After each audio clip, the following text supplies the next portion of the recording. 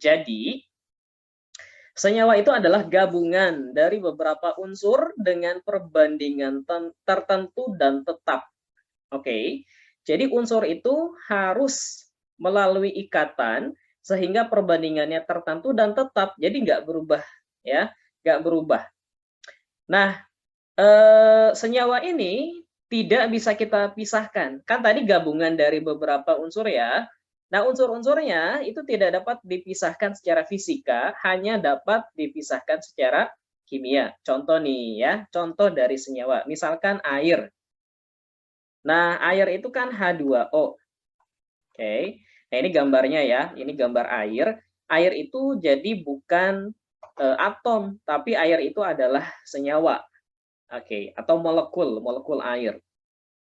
Nah, air itu kandungannya adalah gas hidrogen atau unsur hidrogen dengan unsur oksigen dengan perbandingan 2:1.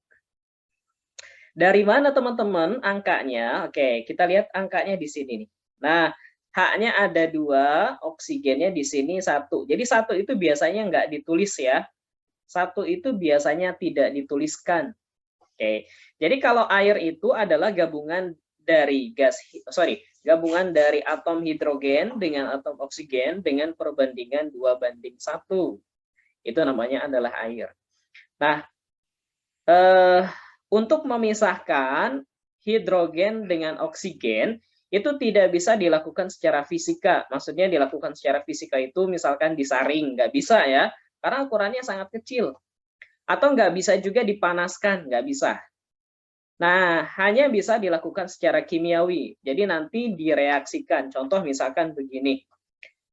H2O, nah direaksikan, didekomposisi menjadi H2 dan O2. Nah, baru bisa terjadi kalau misalkan seperti ini. Nah, ini secara secara kimiawi. Oke, contoh selanjutnya, ini garam dapur ya.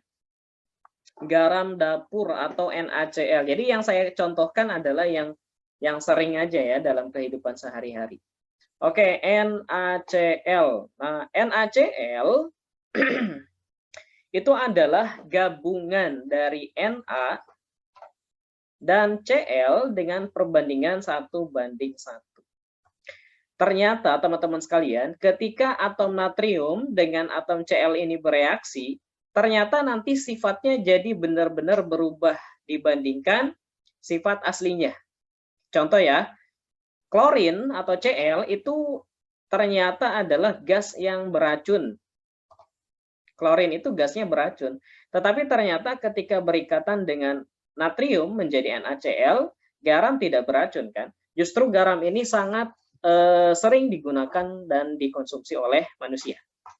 Oke, jadi seperti itu. Bisa difahami ya. Jadi, kalau suatu unsur berikatan ternyata dapat mengubah sifat dari unsur tersebut. Oke. Selanjutnya glukosa. Nah, ini pasti sering nih. Glukosa itu adalah C6, H12, O-nya 6. Nah, ini namanya glukosa atau gula ya. Jadi kalau glukosa itu perbandingannya adalah C-nya 6, H-nya 12, O-nya 6. Nah, ini kalau disederhanakan, C banding H banding oksigennya adalah 1:2:1. Nah, gitu ya. Jadi kita sederhanakan jadi 1:2:1. Nah, perbandingan ini nggak bisa berubah-ubah ya, nggak bisa berubah-ubah. Oke, selanjutnya misalkan di asam lambung itu ada senyawa yang kita sebut dengan HCl atau asam lambung. Oke, terus di gas LPG, nah ini ada metana. Sorry, ini bukan CH6 tapi CH4. Sebentar, kita itu dulu ya. Kita ubah dulu, ini bukan CH6 tapi CH4. Namanya metana.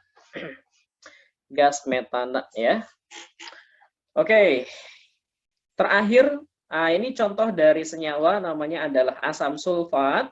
Ini adalah bahan yang sering ditemukan dalam aki.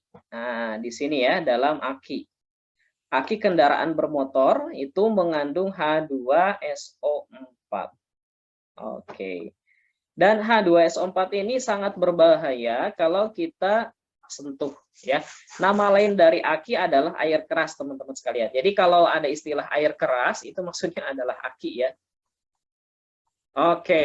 Nah, jadi ini adalah senyawa.